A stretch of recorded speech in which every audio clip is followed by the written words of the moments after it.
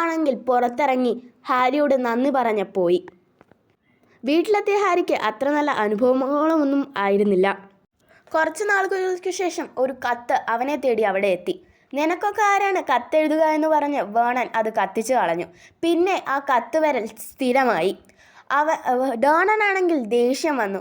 ഹാരിക്കാണെങ്കിൽ curiosity കാരണം ഒന്നും ചെയ്യാനും ആവുന്നില്ല.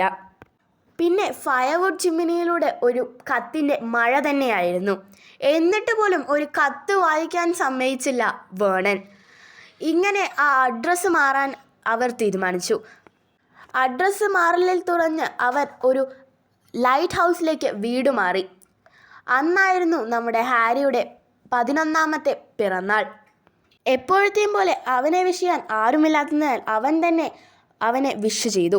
അപ്പോൾ ഡോറ് പൊളിച്ച് ഒരു ജയൻ വരുന്നു. അറിയാമല്ലോ, അതാണ് നമ്മുടെ റൂബസ് ഹാഗ്രിഡ്. അവൻ പറഞ്ഞു,